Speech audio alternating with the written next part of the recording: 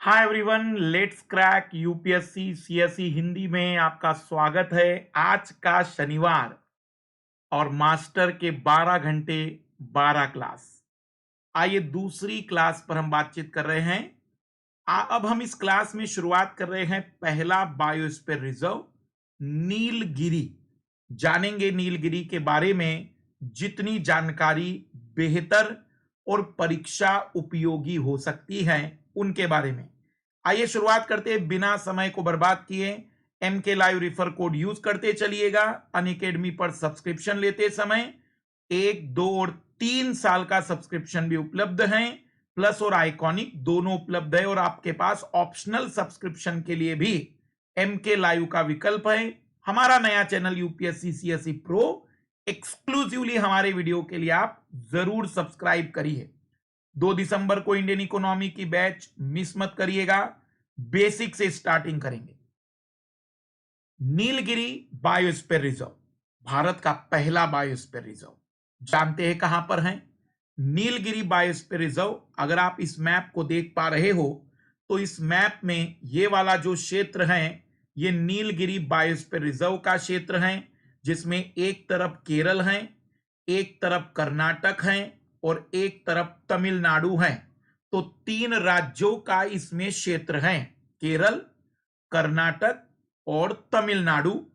अगर हम बात करें तो इसका जो कोर जोन है वो लगभग 1240 वर्ग किलोमीटर है। 1240।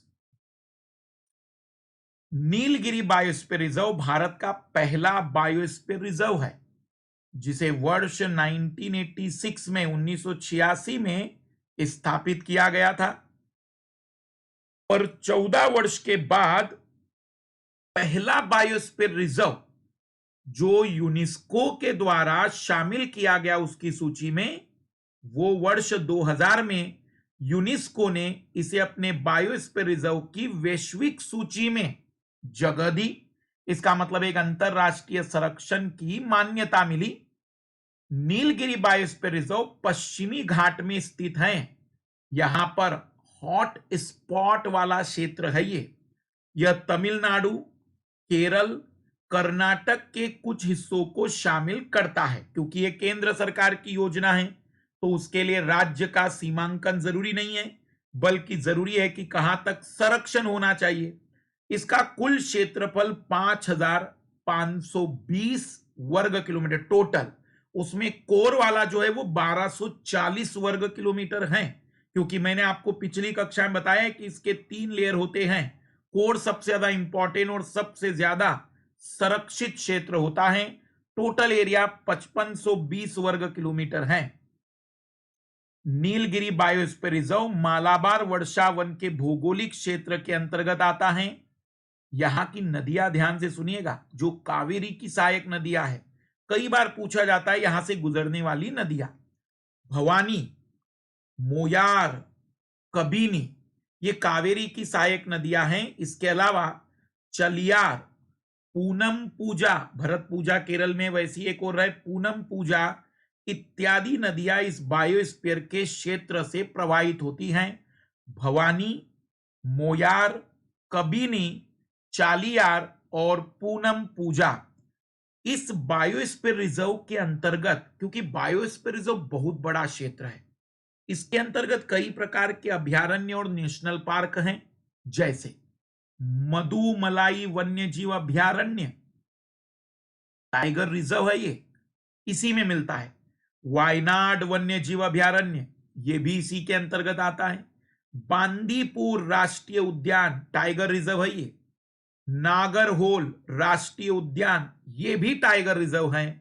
मुकुड़ती राष्ट्रीय उद्यान, मुक घाटी, साइलेंट वैली। साइलेंट वैली, मुक घाटी एक ही नाम है। साइलेंट इसलिए नाम रखा जाता है क्योंकि आप जानते हैं कि यहां पर आवाज करने वाले जो कीट होते हैं वो नहीं मिलते हैं। तो इस बायोस्फीयर रिजर्व में मधुमलाई, वायनाड, बांदीपुर, नागरहोल, मुकुड़ती और साइलेंट वैली मिलती हैं। यहां पर जो जीव मिलते हैं वो सबसे ज्यादा महत्वपूर्ण है ताहर, नीलगिरी ताहर, लंगूर, शेर जैसी पूंछ वाला बंदर जिसे मेकॉक कहते हैं, लॉयन टेल मेकॉक, हिरन है चीतल, सांभर प्रकार का हिरन, और ग्रेट हॉर्नबिल पक्षी। आप देख सकते हैं ये नीलगिरी ताहर, ये नीलगिरी के लंगूर है, बंदर है, और जो शेर की पूंछ वाला बंदर है ये है लॉयन टेल मकाकू कैसे कहते हैं। ये चीतल हैं, हिरन की ही प्रजातियों में शामिल हैं। और सांभर, सांभर हिरन एशिया का सबसे बड़ा हिरन माना जाता है सांबर हिरन को। और ग्रेट हॉर्नबिल, इस चित्र को भी आप देख सकते हैं, ये पक्षियों में संरक्षित प्रजातियों में आता है। तो ये पहला बायोस्फीयर रिजर्व 1986 में बना, वर्ष 2000 में इसे जगह दी गई है, केरल, कर्नाटक, तमिलनाडु। और याद रखना है कि लॉयन टेल जो बंदर हैं, ग्रेट हॉर्नबिल जो पक्षी हैं, वो ये संरक्षण वाले केंद्र में शामिल हैं। अगली कक्षा में अगले बायोस्फीयर रिजर्व के लिए इंतजार करिएगा। सैटरडे पूरे बायोस्फीयर रिजर्व पर समर्पित रहेगा, जिसे यूनेस्को की सूची में शामिल किया गया है। नेक्स्ट क्लास में आगे की बातचीत MK live refer code use कर दीजिए। बाय।